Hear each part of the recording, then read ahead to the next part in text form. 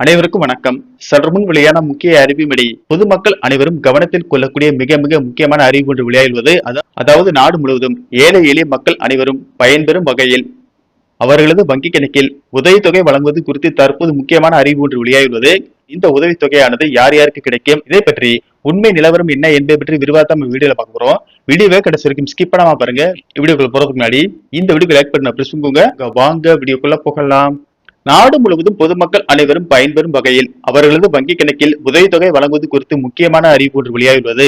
ஆனால் இந்த உதவித்தொகையானது யார் யாருக்கு கிடைக்கும், இதை பற்றி உண்மை நிலவரம் தற்போது பார்ப்போம். மத்திய அரசின் பிரதான திட்டமான பிரதான் மந்திரி ஜன்தன் யோஜனா திட்டம் வங்கி கணக்கு இல்லாத மக்களை வங்கி சேவைக்குள் கொண்டு வருவதற்காக 2014ஆம் ஆண்டு மத்திய அரசால் தொடங்கப்பட்டது. இந்த திட்டத்தின் மூலம் பொருளாதார ரீதியாக பின்தங்கிய மக்களுக்கு வங்கி சேவைகள் எளிதாக கிடைக்க வேண்டும் என்பதே முக்கிய நோக்கமாகும். இந்த திட்டத்தின் கீழ் கணக்கு தொடங்குபவர்களுக்கு 0 பேலன்ஸ் வங்கி கணக்கு ஓபன் செய்து தரப்படும். ரூபாய் டெபிட் கார்டு, தகுதி உள்ளவர்களுக்கு விபத்து காப்பீடு, ஓவர் டிராப்ட் வசதி, அரசு மானிய தொகைகள் நேரடியாக வங்கி கணக்கில் வரவு வைக்கப்படும். இந்த நிலையில் PM ஜன்தன் யோஜனா திட்டத்தின் கீழ் ரூபாய் 2 லட்சம் கிடைக்கும் என்றும் 13 வயது முதல் 65 வயது உடைய அனைவருக்கும் நிதியுதவி என்ற தகவல் சமூக வலைதளங்களில் தற்போது வேகமாக பரவி வருகிறது. குறிப்பாக வாட்ஸ்அப், பேஸ்புக் மற்றும் டெலிகிராம் போன்ற தளங்களில் பிரதான் மந்திரி ஜன்தன் யோஜனா திட்டத்தின் கீழ் 13 முதல் 65 வயது உடைய இந்திய குடிமக்களுக்கு 50,000 முதல் 2 லட்சம் வரை நிதியுதவி வழங்கப்படுகிறது என்ற தகவல் வேகமாக பரவி வருகிறது.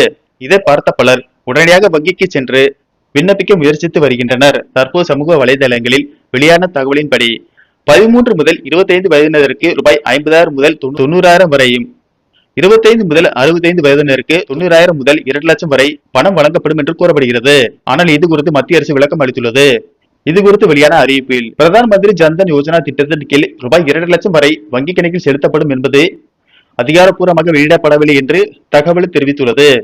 எனவே போலியான இணையதளங்கள் அரசு இணையதளம் போல தோற்றமளிக்கும் முகவரியை பயன்படுத்தி மக்களை ஏமாற்ற முயற்சிக்கின்றன. அவற்றில் ஆதார் எண், பேன் விவரம், வங்கி கணக்கு எண், ATM தகவல்கள், OTP போன்ற தகவலை கேட்கலாம்.